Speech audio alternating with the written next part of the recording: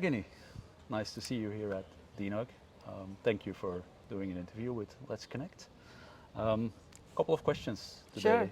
Sure. Same Time 12 is out and loaded with new features. I think it looks great. One of the questions that is popping up in the people installing and maintaining it is, what is there for managing the environment, like admin interfaces, statistics, policies, those kind of things? Is there anything already there, or is there anything on the roadmap?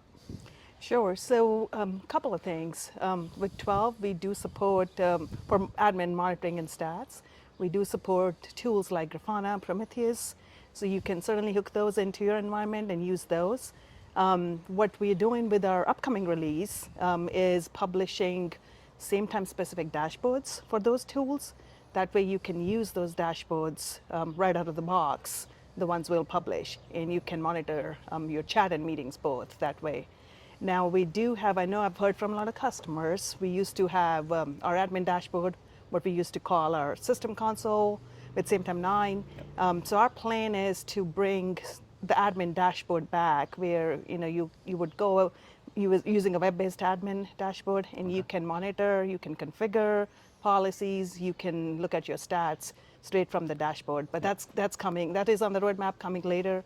But for now, yes, you can use those tools, the third-party tools, and we are going to publish our same-time specific dashboards But that's good to know. So I as think well. most people are using those technologies today anyway, so that would fit in. And anything like in the future, will you be able to see like running meetings, like those kind of things? Like if I go in as an admin, I get a list of all the meetings that are running, or?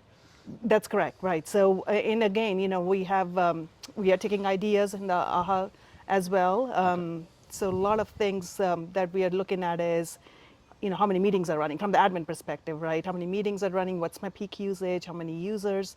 So yes, you will be able to see those in those kind of tools Sounds as well. like there's good things coming. Sure, yeah. And then Same Time uses Jitsi in the background, which is open source, right? Which is good. I think we all support open source usage of open source software, but what is the Same Time team or HCL Digital Solutions in general doing to give back to the open source community today? That's a great question. So one thing I do want to say, I know Jason Gary has been mentioning that, in his talks as well. He does run our open source project at HCL, but from Same Time perspective, and specifically, we are contributing back to the community is the short answer. Yep. I have my team who they do join the Jitsi calls every month. They have a developer call, so they are in those calls. They are in the community, answering or responding to questions. What Awesome. we are doing, we have contributed stuff back to the community.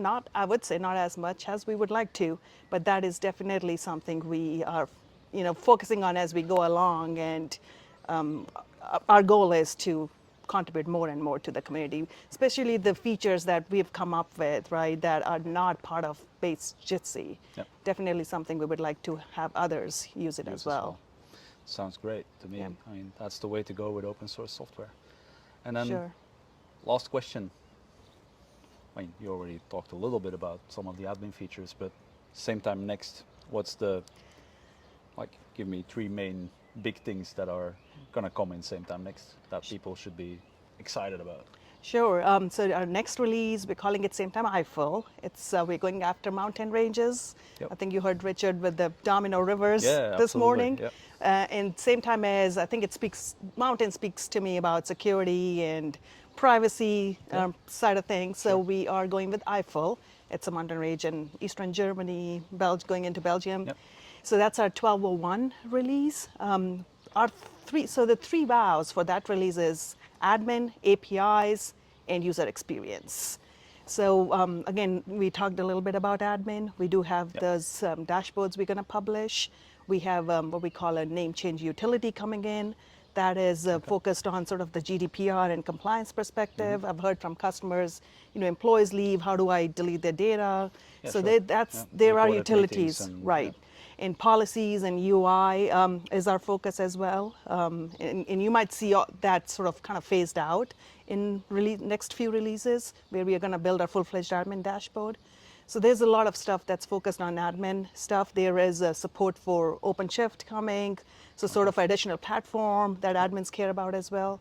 From APIs perspective, so that's our big focus for the next release too. We already have APIs in 12 that we released for both chat and meetings, and we want to keep extending those. You know, where people can use, our customers can use those APIs and integrate chat and meetings, live names, right, into their own pages, into their own web apps. Yep. So that's certainly the focus for next release as well. And the third thing is our user experience boosted, essentially, right? I've heard there's a lot of feature requests that we are focused on to keep adding to the product. Things like a lot of group chat enhancements you're going to see as well. Safari support has come in for meetings. Thank you. That's a big ask. Appreciate that. Yep. So that's just to name a few, but yeah, our admin APIs and user experience is our focus. Okay. So the second topic you mentioned brings me to a question that is important for the LetsConnect viewers. Sure. Will there be a widget for connections communities for meetings and for chat? Interesting. So we are building what we are calling chat, the client platform. Okay. In terms of same-time APIs. So our focus for client platform is create exactly what you said, right? Those widgets. So let me just give you an example for what we're doing in the next release. The chat that you see in the meetings page, we have created a widget, and we're gonna start using that widget right in our product. So our meetings product, we're gonna transition to start using that widget instead of Having the it chat embedded. code Yeah. that is Sure. embedded. Yeah. So that's sort of our, again, Opens it up. our own use of widgets that we're creating. And of course, whether it's Connections, Verse, or even any third-party apps can take that widget and put that on their web pages. So definitely that's something we can use for Connections. So the code's there, but there is no plans with the Connections team to build a specific out-of-the-box widget for Connections. Not right out of the box.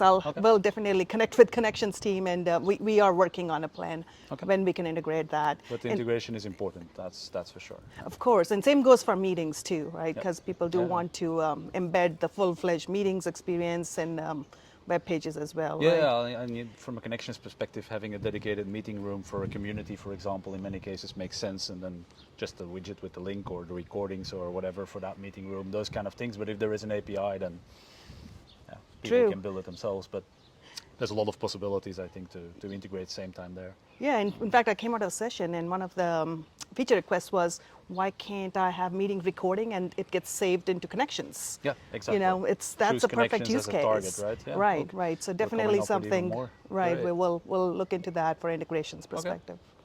Thank you very much Sure. for your time. Thank you, Juan. As always, good to talk to you.